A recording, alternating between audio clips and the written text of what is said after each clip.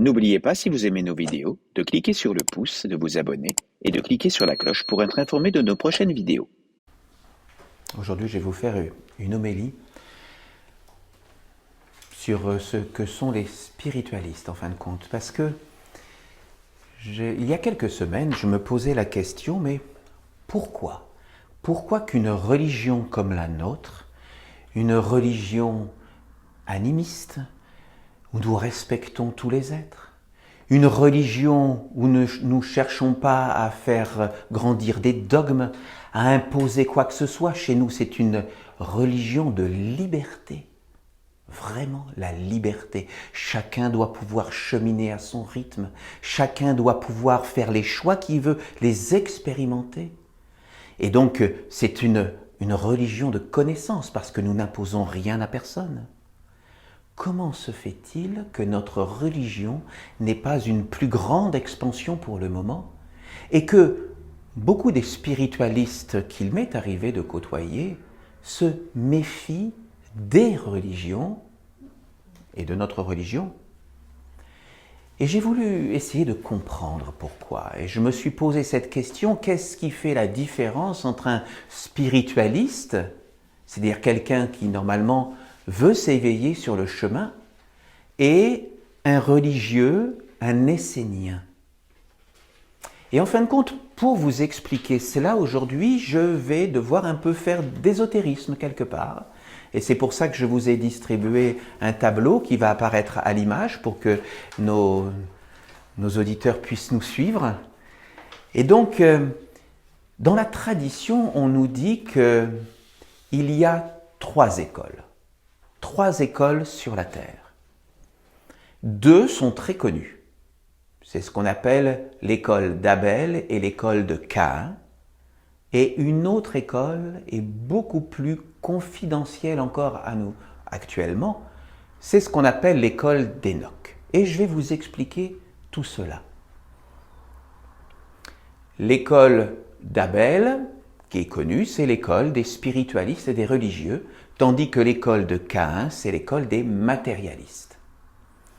Et on va commencer par celle-là, parce que je ne vais pas vous rappeler ce que nous dit la tradition sur Caïn qui a tué Abel. Bon, tout ça, on le connaît plus ou moins. Mais je voulais m'attarder aujourd'hui sur ce que sont ces écoles et ensuite bien comprendre la différence entre les spiritualistes et l'école d'Enoch. Donc, dans l'école de Caïn, il y a deux courants. Dans l'école des matérialistes, il y a deux courants. Il y a un courant extrémiste et un courant plus modéré, plus progressiste. Le courant, donc, extrémiste, on va commencer par lui, c'est vraiment un courant matérialiste scientiste. C'est-à-dire que pour lui, les personnes qui se reconnaissent dans cette école, et ils sont tout à fait bien entendu respectables, ils sont nos frères, eh bien, ce sont des matérialistes purs et durs, qui ne se reconnaissent que dans la matière, et pour eux, rien d'autre que la matière ne peut exister, que ce que la science va démontrer de la matière et du monde matériel que nous connaissons. Et pour eux, quelque part, ils n'acceptent pas de pouvoir considérer qu'un dieu ou qu'un maître puisse les gouverner. Pour eux, à la limite, dans leur conception de compréhension d'un monde matérialiste, celui qui peut les diriger, c'est l'État. Pour eux, c'est l'État, quelque part, qui doit être le maître.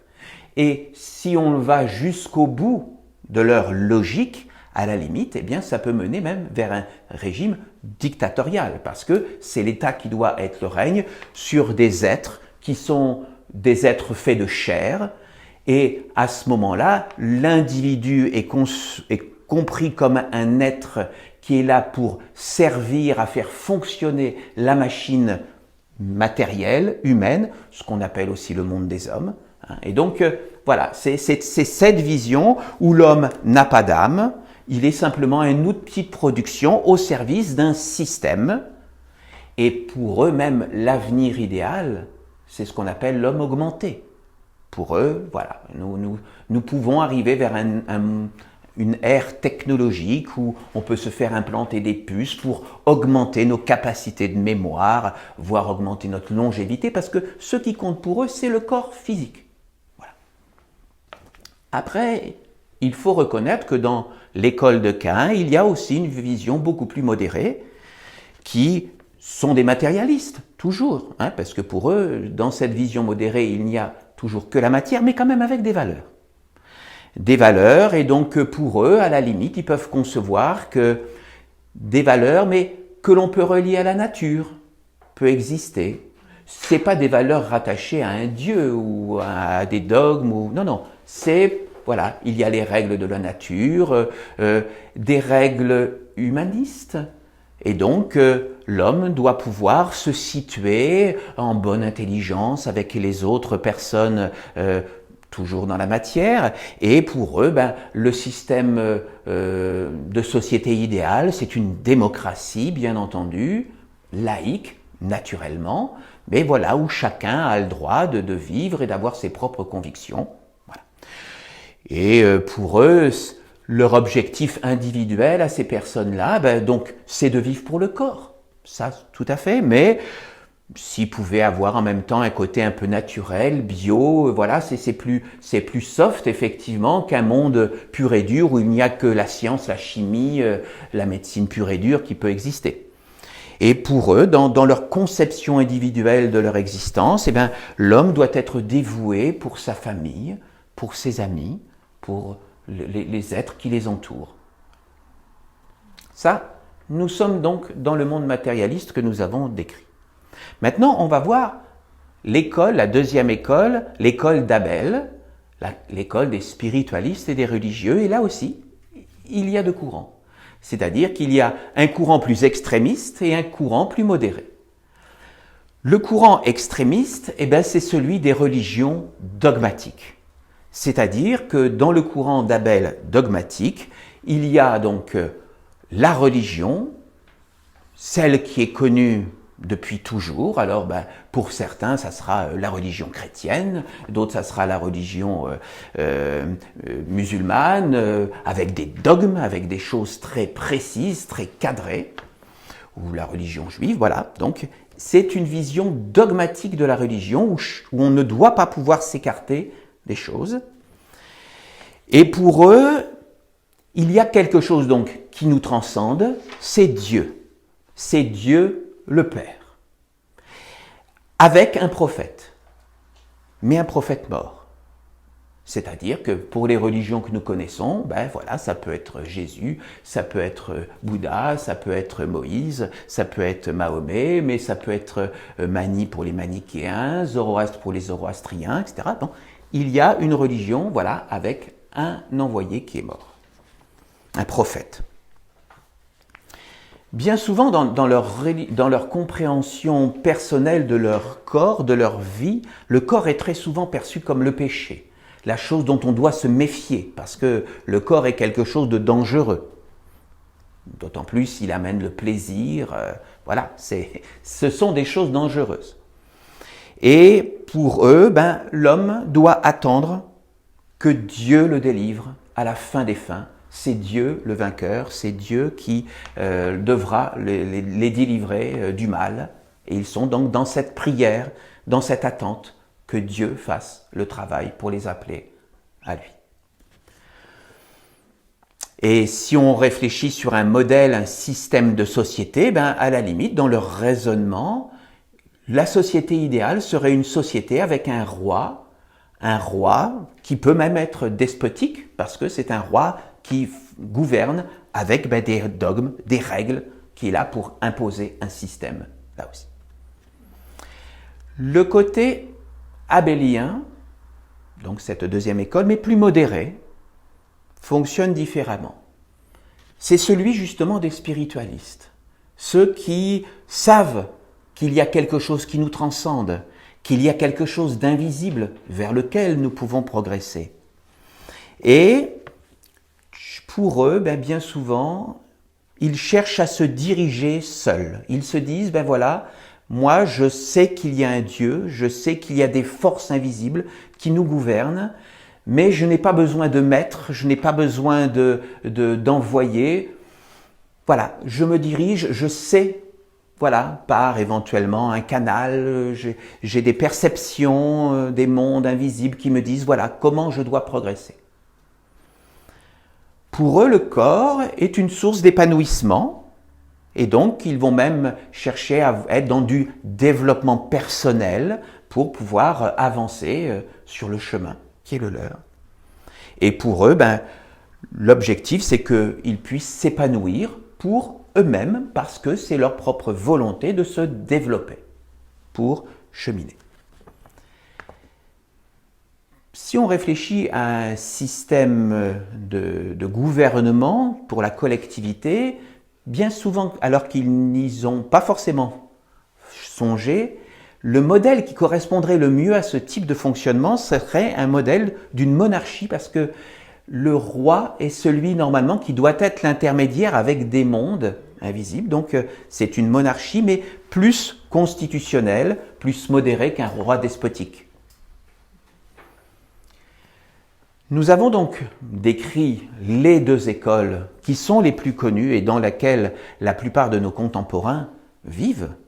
Mais il y a la troisième école, et c'est celle-là maintenant que je vais développer, qui est l'école, non pas de Caïn, non pas d'Abel, mais d'Hénoch. Et l'école d'Hénoch, c'est l'école des Esséniens. Les Esséniens se reconnaissent dans le courant, dans l'école d'Hénoch.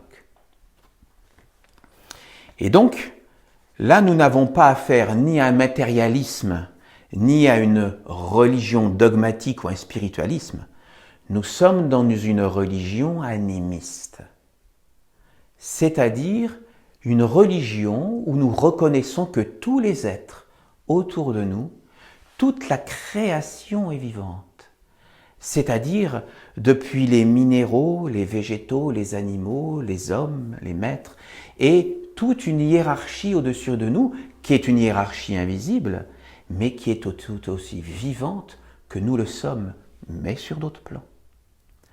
Et pour nous, la nature est notre modèle. La nature est celle vers laquelle nous nous tournons pour apprendre. Et nous trouvons dans la nature, dans les ruisseaux, dans les montagnes, dans les arbres, dans tout ce qui nous entoure, nous retrouvons la vie et nous pouvons nous relier à cette vie pour vivre notre religion animiste auprès de la mer. Pour les Esséniens, effectivement, nous devons avoir un maître, et un maître vivant. C'est lui qui fait partie de l'alliance et qui nous permet de cheminer et de nous accompagner sur la tradition qui nous relie au monde divin. Pour les Esséniens, le corps n'est pas quelque chose que nous devons rejeter, n'est pas quelque chose que nous devons augmenter. Le corps, il doit être au service de l'âme. Au service de l'âme qui doit cheminer, et cette âme étant, elle, au service d'un monde divin. Nous voulons nous tourner vers Dieu pour être à son service et pour pouvoir incarner dans la matière, que notre corps puisse incarner dans la matière, eh bien, sa volonté pour que nous puissions installer un autre monde sur la terre. Voilà donc les éléments principaux pour bien comprendre ces trois écoles que la tradition nous a transmises. Et donc maintenant, je vais m'attarder un petit peu plus sur ces différences entre les spiritualistes et les Esséniens. Parce que, comme je vous le disais, bien souvent, le spiritualiste va vouloir faire du développement personnel. Pour les Esséniens, effectivement, il peut être intéressant de vouloir se développer, mais ce n'est pas pour soi qu'il faut le faire. Avant tout, l'Essénien est dans une démarche impersonnelle, c'est-à-dire qu'il veut se développer pour être meilleur au service d'un monde plus grand que lui, au service de la lumière, au service du monde divin. C'est vraiment dans une recherche d'impersonnalité que l'Essénien va vouloir se situer. Bien souvent, nous voyons donc les spiritualistes qui prient, qui supplient pour avoir de l'aide des mondes invisibles. L'Essénien, quant à lui, va prier, va demander de l'aide, mais c'est avant tout pour être au service. Donc dans l'impersonnalité. C'est-à-dire que nous ne voulons pas demander un service pour nous, nous voulons demander à être aidés pour être meilleurs au service du monde divin. C'est toujours dans cette recherche d'impersonnalité. C'est pas notre nombril que nous voulons faire grandir ou briller. C'est notre capacité à vouloir être au service. Il y a une autre chose que je trouve particulière chez les spiritualistes, c'est que il nous est tous arrivé des fois de rencontrer un spiritualiste qui va nous dire « Ah oui, moi j'ai prié mon ange et puis pour avoir une place de parking. Voilà, j'étais sur la route, je me dépêchais et puis je voulais avoir une place de parking. Et puis je l'ai eu. » Eh bien, pour l'essénien, c'est quelque chose qui n'est pas conforme à ce qui doit être. C'est-à-dire que l'homme doit être au service de l'ange et du monde divin que nous devons porter. Ce n'est pas les anges qui doivent être à notre service. C'est nous, êtres humains, qui devons être au service des mondes supérieurs. Il ne faut pas se tromper dans la façon d'appeler les anges. Ce ne sont pas nos larbins. Ou d'appeler des êtres dans l'invisible, ce ne sont pas nos larbins. C'est à nous d'être au service, comme les pierres portent les végétaux. Les végétaux vont nourrir l'animal. L'animal va réconforter le cœur de l'homme. Et l'homme doit porter et se mettre au service de ce qui est plus grand que lui. C'est-à-dire, lorsqu'il a le privilège d'être uni à un ange, il doit être au service de son ange qui est dans les mondes divins. Je vous le disais tout à l'heure, beaucoup de spiritualistes veulent cheminer seuls. Ils se disent, voilà, moi je capte, je sais comment me diriger tout seul. Effectivement, les esséniens veulent aussi être capables de cheminer, mais pas seuls. Parce que nous savons que sur le chemin, il y a énormément de pièges. Et que nous devons faire partie d'un collectif. Que nous devons être ensemble dans une fraternité pour être au service de ce qui est plus grand que nous. Seuls, certains envoyés, grands maîtres, y sont arrivés et ont fait ensuite une communauté autour d'eux, pour pouvoir d'ailleurs continuer à grandir. Mais être seul sur le chemin de l'évolution, c'est, nous semble-t-il, un piège. Bien souvent, à un moment ou un autre, on va rencontrer des obstacles, on va être pris dans des illusions de croyances. Il faut que nous soyons dans un collectif parce que dans un collectif, nous avons le soutien mutuel. Nous sommes les uns avec les autres pour cheminer. Nous savons que tout seul, nous faisons des erreurs, nous sommes faibles. Et c'est dans ce collectif que nous devons nous soutenir pour grandir et offrir notre service à ce qui est plus grand que nous. Beaucoup de spiritualistes aussi, nous l'avons tous rencontré, attendent bien souvent que les choses se fassent. C'est-à-dire, ils attendent qu'un monde meilleur arrive, que les énergies transforment l'humanité, que même pour certains qui ont une vision particulière, que les extraterrestres viennent sauver l'humanité, pour certains d'entre eux, ou que des grands esprits, des grands êtres viennent comme ça, et puis enlèvent tout ce qui est mauvais de l'humanité, d'un claquement de doigts, changent toutes les vibrations, et que l'humanité soit sauvée. Ils attendent. Eh bien non. Dans l'école d'Enoch, pour les Esséniens, nous devons être actifs nous-mêmes, individuellement, nous prendre en main et ne pas attendre qu'un être hypothétique, qu'un envoyé fasse le travail à notre place.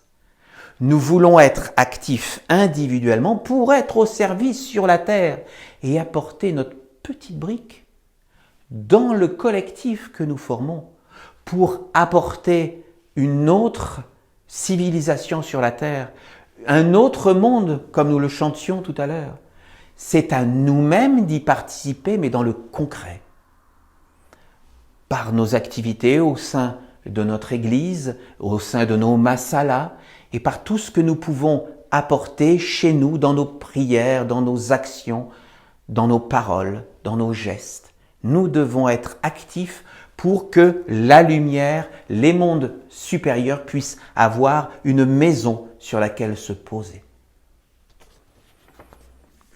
Bien entendu, comprenez bien que la démarche de l'Essénien n'est jamais de juger. C'est-à-dire que l'on soit dans l'école de Caïn, extrémiste ou modéré, que l'on soit dans l'école d'Abel, extrémiste ou modéré, aucun Essénien ne jugera jamais personne. C'est-à-dire que chacun est à sa place, chacun fait son chemin et chacun est respectable dans la vie qu'il mène, dans les choix qu'il fait. Parce que, faut pas se le cacher, nous faisons aussi, bien entendu, des erreurs, comme tout le monde. Nous sommes aussi à l'école de la vie. Et moi-même, et je crois pour la plupart d'entre nous, avant d'être des Esséniens, qu'est-ce que nous étions? Eh bien, des spiritualistes, avant de connaître l'école d'Enoch. Nous avons été, pour la plupart d'entre nous, dans l'école d'Abel. Moi-même, auparavant, j'étais rosicrucien, ensuite j'ai été templier, je trouvais voilà, quelque chose qui m'a porté pendant un temps, et puis après, je trouvais qu'il y avait un goût d'inachevé. Je trouvais qu'il n'y avait pas suffisamment de choses concrètes. Et j'ai cherché jusqu'au moment où j'ai trouvé un jour un écrit d'Olivier Manitara sur le quai d'une gare. Et donc voilà, ça a été pour moi la révélation. J'ai trouvé dans l'écrit de ce maître quelque chose qui m'a transformé. Et dans les jours qui suivaient, je n'arrêtais pas d'y penser. Je me disais, il y a quelque chose, j'ai goûté quelque chose de différent. Et c'est comme ça que je me suis inscrit ensuite dans l'école essénienne et que je suis devenu essénien. Donc nous ne devons jamais juger. Chacun est à sa place. On ne va pas juger et comparer le roseau par rapport au chêne, ou, voyez, je veux dire, ou le chien par rapport au chat. Enfin, chacun est à sa place. Tous les êtres sont à leur place. Donc voilà, nous devons respecter chacun dans l'amour, dans la fraternité, accueillir tous nos frères, et celui qui veut, à un moment qui se reconnaît, qui fait un chemin sur lui-même et qui se dit « Ah, les Esséniens apportent quelque chose de différent et je me reconnais moi-même », ben c'est qu'il est prêt. Et à partir de ce moment-là, il est le bienvenu pour cheminer avec nous, sans distinction de ce qu'il a fait dans sa vie. Voilà donc ce que je voulais apporter aujourd'hui. Il y a des psaumes dans la Bible aussi qui nous parlent de cela, qui invitent les spiritualistes à nous rejoindre, à rejoindre les Esséniens dans leur travail, parce que nous devons nous unir, nous devons être plus forts. Et parmi ceux qui nous écoutent sur Internet et qui voilà, sont peut-être spiritualistes et qui sentent qu'il y a quelque chose de différent et qui sont intéressés par l'école d'Enoch, eh bien, ils sont les bienvenus et qu'ils fassent appel à nous. Il n'y a aucun problème. Voilà.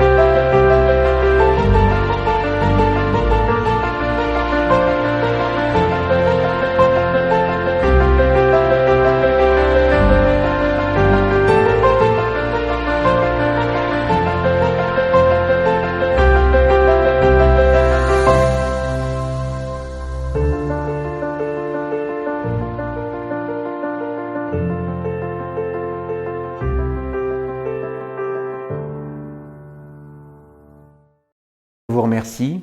Et donc, nous allons faire un chant. C'est le chant d'ailleurs de l'ange de l'amour que nous allons interpréter maintenant, avant de lire un psaume de la Bible. Voilà.